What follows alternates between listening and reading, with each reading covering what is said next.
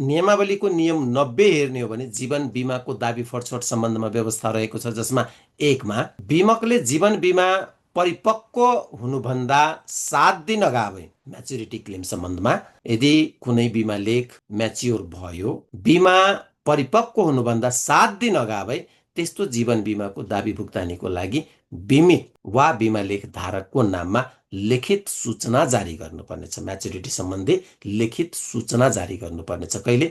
Maturity हुनुभन्दा 7 दिन अगावै। उपनियम 1 बमोजिम बिमित वा बिमा लेख धारकले जीवन बिमाको दाबी भुक्तानीको निमित्त कागजात वा विवरण बिमक समक्ष पेश गरेमा, म्याच्युरिटीको कागजात र विवरणहरू बिमक समक्ष पेश गरेमा बिमकले आवश्यक जाँचबुझ गरी जीवन बिमा लेखको अवधि भुक्तान भएको 7 दिनभित्र, म्याच्युरिटी भएको 7 दिनभित्र निजलाई जीवन बिमाको दाबी भुक्तानी दिनुपर्ने व्यवस्था रहेको हामी पाउँछौँ। त्यस्तै 3 मा कुनै जीवन बिमा लेखको अवधि समाप्त हुनु अगावै सो बिमा लेख लिने व्यक्तिको मृत्यु भएमा, स्वाभाविक हो कहिलेकाहीँ हुन सक्छ, जुन व्यक्तिको पोलिसी म्याच्योर भयो त्यो व्यक्ति यदि म्याच्युरिटी भन्दा अगाडि नै डेथ भयो भने ऐनको दफा 127 बमोजिम भुक्तानी पाउने व्यक्तिले त्यस्तो जीवन बिमाको रकम लिनको लागि देखाएका विवरण खुलाई दाबी भुक्तानीको निवेदन बिमक समक्ष पेश गर्नुपर्नेछ।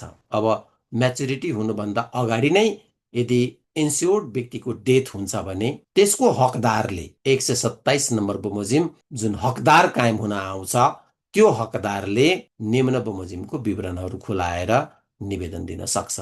दाबी सम्बन्धी विवरण, बिमितको मृत्यु दर्ता प्रमाणपत्र, दुर्घटनाबाट बिमितको मृत्यु भएकोमा मृत्युको कारण सम्बन्धमा सब परीक्षणको प्रतिवेदन र सो नभए प्रहरी प्रतिवेदन, र घमा बिमितसँगको नाता प्रमाणपत्र, रिलेसनसिप सर्टिफिकेट।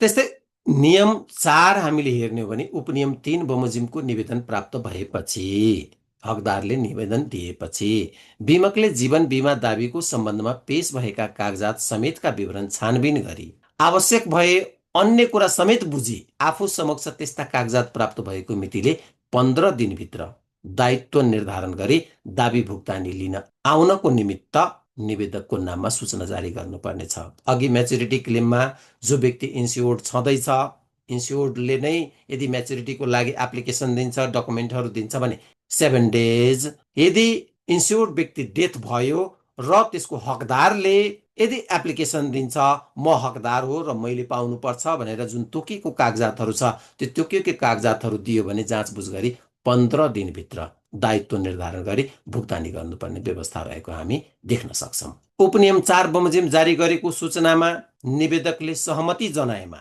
3 कार्यदिनभित्र बिमकले दाबी भुक्तानी गर्नुपर्ने व्यवस्था रहेको हामी देख्न सक्छौँ।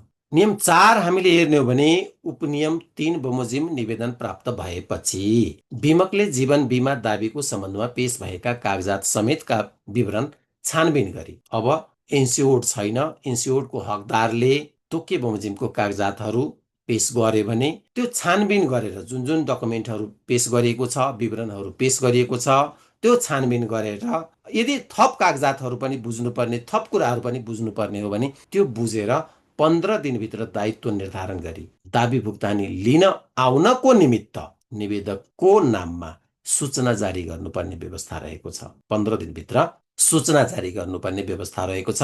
5 मा के भन्छ भने उपनियम 4 बमोजिम जारी गरेको सूचनामा निवेदकले सहमति जनाएमा 3 कार्यदिनभित्र बिमकले दाबी भुक्तानी गर्नुपर्ने व्यवस्था रहेको हामी पाउँछौँ। हस्त, धन्यवाद। आज मैले बिमा नियमावली 2081 मा रहेका विभिन्न प्रावधानहरू प्रस्तुत गरेँ।